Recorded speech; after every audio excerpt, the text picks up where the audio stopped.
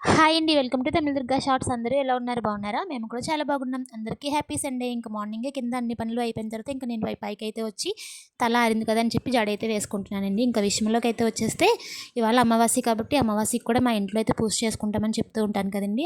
వాళ్ళ అత్తయ్య గారికి మావయ్య గారికి అయితే దండం పెట్టుకుంటారు.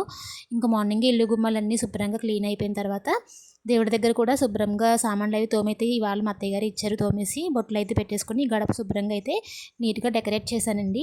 ఇంకా బాగా అందంగా ముగ్గులు పెడదాం అనుకున్నాను కానీ మా ఇంట్లో జనాభా ఎక్కువ కదా, కొద్దిసేపటికి అది చాలా దారుణంగా అయిపోద్ది అనమాట.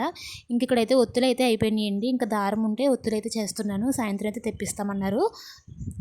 దేవుడి దగ్గర పువ్వులు ఇవాళ చాలా ఎక్కువ ఉన్నాయన్నమాట. ఎందుకంటే మా తోటలోవే ఇవాళ పువ్వులు తీసుకెళ్ళాలా వద్దా అని కాసేపు అయితే ఆర్గ్యూ చేసుకున్నారు. ఎందుకంటే మచ్చలుగా ఉన్నవి అక్కడ తీసుకోరంట, పక్కకు వదిలేస్తారంట. మా మరిది గారేమో తీసుకువెళ్ళను అని, మా మావయ్య గారేమో రేపటి నుంచి నేను పువ్వులు కోయడానికి రాను, ఇలా చేస్తాయని చెప్పి ఆయన ఎలా అయితే కాసేపు ఆర్గ్యూ అయిన తర్వాత తీసుకెళ్ళాడండి మా మరిది గారు. ఇంకా ఇంట్లో పనులన్నీ అయ్యి దండం అయితే పెట్టుకొని ఇంకా ఎక్కడ వాళ్ళు అయితే అక్కడికి వెళ్తారు కదా, అత్తయ్య పొలం వెళ్ళిపోయారు. నేను మా హస్బెండ్ అయితే కొల్లికి అయితే వచ్చామండి. అదే మా కొత్త ఇంటి దగ్గరికి అయితే వచ్చామన్నమాట. యాక్చువల్గా వాళ్ళైతే పని లేదు, కానీ మా హస్బెండ్ అయితే చిన్న చిన్న పనులు ఏదో ముందుగా చేసేస్తారనమాట. రేపు పొద్దున్న మేస్త్రులు వచ్చేసరికి ఇంకొక పని వాళ్ళు చేయకుండా ఉండడానికి ఇలాంటి చిన్న చిన్న పనులు వాళ్ళకి ఇచ్చామనుకోండి, ఇదే ఒక హాఫ్ డే అయిపోద్ది కదా, దానికోసం ఇంకా ఇలా కబోర్డుల కోసం మా హస్బెండ్ అయితే నాట్లు అయితే పెట్టారు. నేనైతే శుభ్రంగా క్లీన్ చేసి ఎత్తేస్తున్నా. మీరైతే మన ఛానల్ని సబ్స్క్రైబ్ చేసుకోండి. బాయ్.